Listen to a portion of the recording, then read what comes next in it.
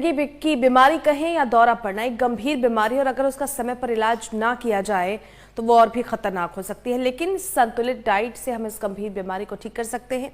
तो चलिए डाइटिशियन शिवा कुमार से जानते हैं इस गंभीर बीमारी का पौष्टिक आहार से इलाज कैसे हो।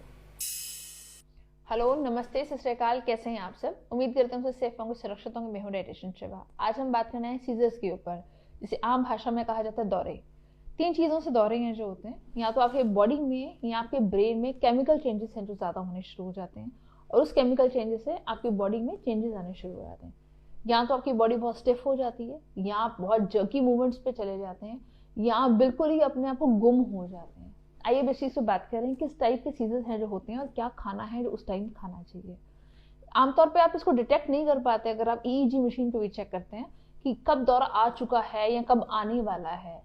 उसके जो बेसिक चेंजेस हैं उससे हम सिर्फ इतना कैलकुलेट कर पाते हैं कितना नुकसान है जो बॉडी को हो चुका है और कितना नुकसान है जो हम रोक सकते हैं। तो अलग अलग दवाइयाँ हैं जो दी जाती हैं, लेकिन उसके साथ मेन जो ज़रूरत होती है वो होती है हमारे डाइट की, जिसको हम लोग नॉर्मली डिक्लेक्ट करते हैं और हमें यही फील करता है कि नहीं यार इसकी कोई ज़रूरत नहीं है, हम सिर्फ नॉर्मल घर का खाना है जो दे देंगे। जब एक पेशेंट एक जर्के मूवमेंट पे जाता है या एक शॉक में बॉडी है जो जाती है, तो उस बॉडी को रिवाइव करने के लिए सॉफ्ट खाना है जो देना चाहिए। अब हम सॉफ्ट खाने पे बात करें तो दलिया, खिचड़ी, ऐसी सॉफ्ट चीज़ें। काफ़ी सारे लोग जिनको बिल्कुल दौरे जब आते हैं, या तो मुंह से झाग आनी शुरू हो जाती है, या उनका जॉ है जो लॉक हो जाता है, या उनकी जीभ है जो हर्ट हो जाती है, वो दांतों के बीच में है जो आ जाती है। ये आपके अपने सेल्फ कंट्रोल में तो नहीं होता कि क्या है और कब है, बट हाँ एटलीस्ट अपनी बॉडी को उसके बाद की इम्प्रूवमेंट के लिए, प्लस उसके आने से पहले हम अगर बचा सकें तो उसके लिए हम बताते हैं कि क्या खा सकते हैं। अगर आपको लगता है कि सॉफ्ट डाइट में नहीं खा सकता, मेरे टेस्ट चेंज हैं जो हो जाते हैं, या मुझे कुछ और खाना है जो खाना है, तो आप ओट्स हैं जो ज़्यादा ले सकते हैं, मल्टीग्रेन आटे की रोटी है जो ले सकते हैं। अगर आपके यहाँ पे सीजन अच्छा है तो बाजरे की रोटी भी है जो ली जा सकती है।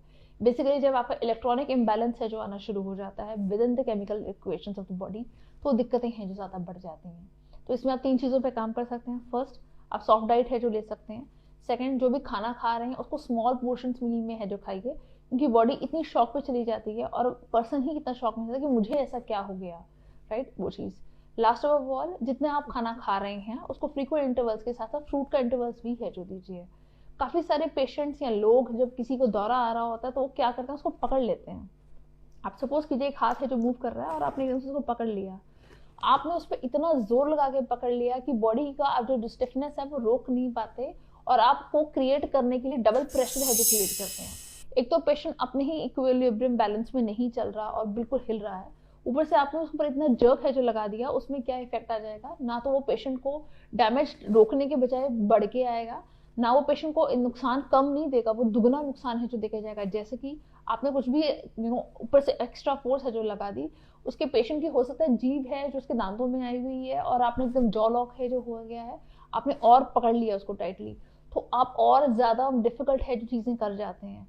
जैसे हम नॉर्मली आजकल पहले बोलते थे कि जब कहीं आग लग जाए किसी को या किसी इंसान को जल जाए तो हम उसको ढक देते थे। अब हम ये कहते हैं कि उसको ढकिए मत, उसको सिर्फ हाथ से दबाने की कोशिश कीजिए, या उसको आग को हटाने की कोशिश कीजिए, या किसी पानी से या किसी अलग चीज़ से या मिट्टी से है जो ठीक कीजिए। लेकिन आपको जो समझ में नहीं आ रहा है वो ये है कि जब हम ढकते हैं तो पेशेंट अंदर से ज़्यादा जलता है। Same goes for the thing कि जब आपका कोई भी एक पेशेंट एक रेशो पे है जो हिल रहा है और उस टाइम पे आप एक्स्ट्रा फोर्स है जो लगा रहे हैं, तो इम्पैक्ट ज़्यादा क्रिएट होता है और नुकसान ज़्यादा होता है। कई लोग हैं जिनको पैरालाइज के अटैक है जो आते हैं। ये सब चीज़ें सेम लगती हैं हमें देखने में कि यार ये सब भी हो रहा होगा, फिजिकल मूवमेंट आ रही होगी, या मेडिकली या कुछ चेंजेस हैं जो आ जाते हैं, या अगर ऐसा बोला जाए तो दिमाग में चेंजेस हैं जो आने लग जाते हैं। आपको सुनने में ये सब सेम लगता है, लेकिन एग्जैक्टली ये सब चीज़ें हैं जो अलग होती हैं। इनके बॉडी केमिकल चेंजेस हैं जो अलग होते हैं, और रेपरकशंस भी हैं जो अलग होती हैं। तो जो दौरे की मेडिसिन है जिस किसी ने भी शुरू की हो, प्लीज़ इसको टॉफ़ी की तरह मत खाइएगा। बहुत सारे लोग इसको नॉर्मल खाते हैं। अभी तो मुझे 6 महीने से या 8 महीने से कुछ दिक्कत आई नहीं है, तो क्यों ना मेडिसिन बंद कर दी जाए।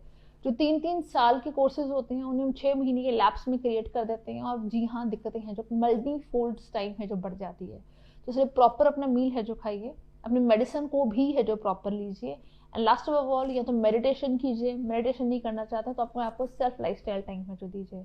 आप उसमें 10 से 12 मिनट की वॉक है जो कर सकते हैं, आप फ्रेंड्स टाइम है जो ले सकते हैं, या मी टाइम है जो ले सकते हैं। प्रैक्टिकली जो लोग बहुत ज़्यादा जंक फूड है जो खा रहे होते हैं उनको जंक फूड को टोटली अवॉइड करना होता है, क्योंकि बॉडी ना तो उस टाइम सिंथेसाइज कर पाती है उन हैवी मील्स को, ना हमारी बॉडी अब्जॉर्ब कर पाती है उन हैवी मील्स को। तो उससे हार्ट बर्न, इंडाइजेशन, ऐसी आप एक्स्ट्रा चीज़ों को कॉम्प्लिकेट मत कर लें। तो इन चीज़ों का ध्यान रखिए। और इसलिए प्लीज़ मैं एक ही चीज़ बोलूँगी कि ये सोचने के बजाय कि दौरे के बाद आप पेशेंट को बाद में अटेंड कर रहे हैं और उसके बाद उसको ले लेके डॉक्टर्स पे जा रहे हैं, इससे बेटर है कि आप पेशेंट को पहले ही संभाल लीजिए और वहाँ तक की नौबत ही ना है। तो इमोशनल टाइम है जो दीजिए, खुद को है जो इम्पोर्टेंट समझिए और खुद से प्यार कीजिए। Thank you so much for joining in.